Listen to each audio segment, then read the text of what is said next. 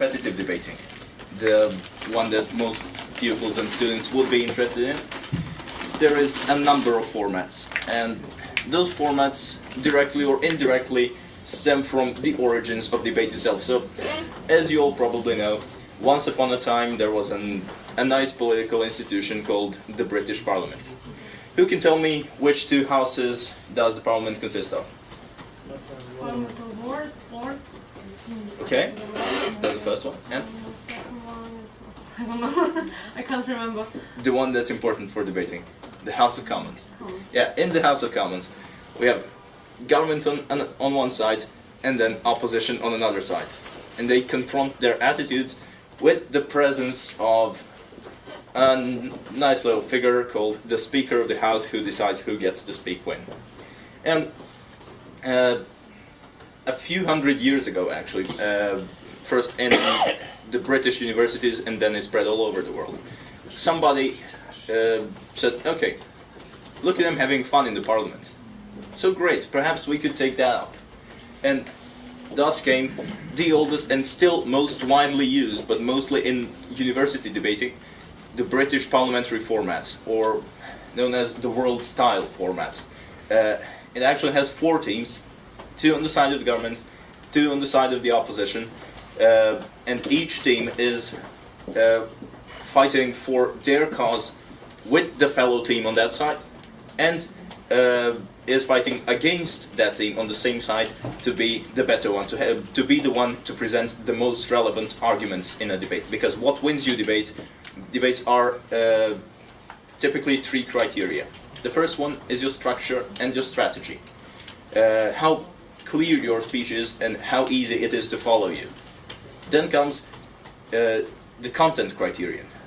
How much stuff have you managed to stuff into 7 minutes or 6 minutes or 5 minutes of your speech, depending on the format.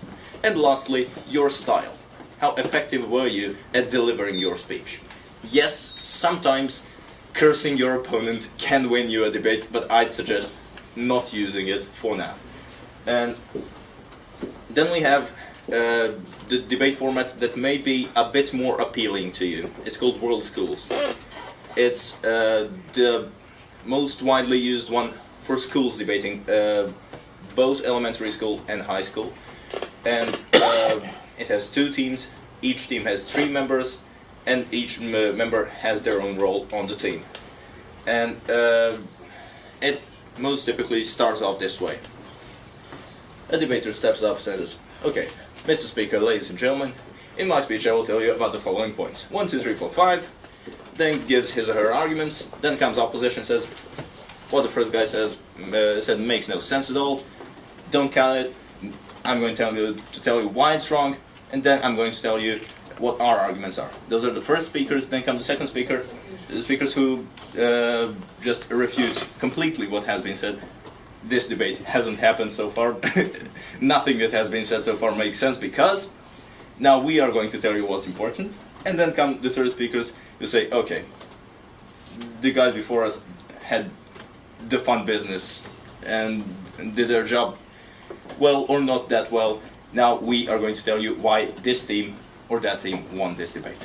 Yeah. There are other formats amongst which one comes as pertinent to the place that we are here, the American corner. It's the American policy debate. And it really comes down to this. You get a topic 6 months in advance. And it is your job to prepare, say, 400, 500 pages of written material regarding the topic, quoting mostly Wikipedia, but also some more serious publications. And then come and speak as fast as you can, for as long as you can, just saying, okay, on page 394 of my report, you can see that blah, blah, and blah. And that, ladies and gentlemen, is what wins your debates. Now, as for the competitions, well, it is clear that every format has its own world championships. And those are really the big leagues, the competitions that you can advance to through what you become familiar in your schools. So you have a school competition, municipality competition, a regional competition, national, etc., etc. And then you reach the worlds, and you're a big guy, a good debater who can brag about what he's done at his school and get the girls. Girls, no offense. Okay. All right. But there are some competitions that are specific to the formats. So, for example, the British parliamentary format has the inter-varsity tournaments, which typically gather students from various colleges and universities through open access. So anyone who applies can enter as long as he or she is a university student. World Schools format is, well, the big one amongst the population that is the most enthusiastic. In other words, kids. And kids like to compete all the time, so you have plenty of those open competitions. And these open competitions typically take up to, say, 30, 40, 50 teams of 3 entrants each, and the ones that debate clubs in Serbia will be participating in, and to which I hope some of you might enter in this year or the years to come. The ones that stand out the most are the Heart of Europe tournament held in the Czech Republic, and a nearby Bratislava Schools Debating Championships. Then there are several regional tournaments, one of which will be hosted by the High School of Mathematics by the end of this semester. So keep your eyes peeled for an update. And there is also a popular high school debating format called Karl Popper. This is the format everybody hates, because it seems noobish, to use the gaming slang, because it's got 8 minutes of prep time per team during a debate. And we don't like prep time. We just like to come here extempore and say whatever we have prepared so far. But this is the format that, aside from its World Championships, has very little tournaments that are not of local character. But local tournaments are being organized on a steady basis by debate clubs in Serbia, Croatia, Bosnia, Macedonia, etc.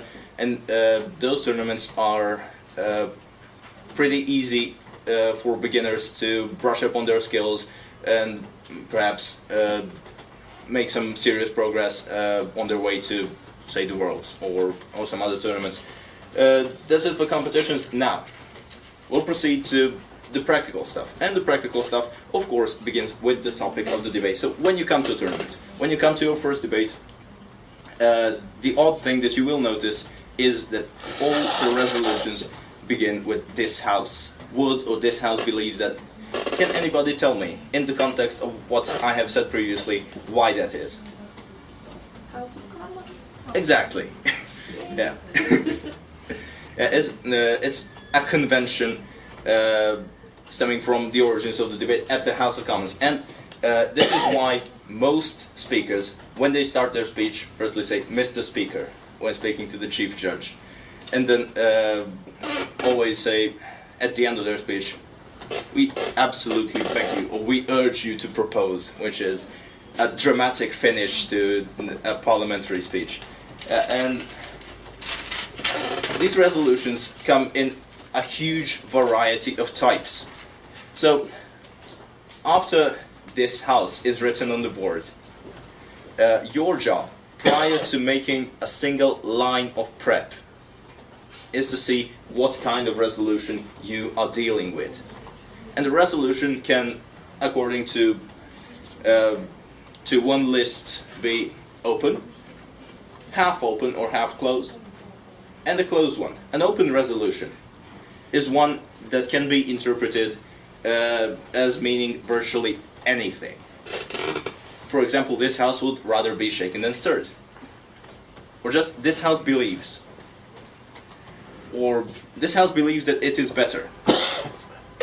Does any of you have any additional examples of open resolutions?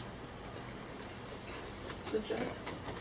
This house suggests. Yeah, exactly. "This house suggests something." Yeah, or "this house would go all the way." or this house will go deeper.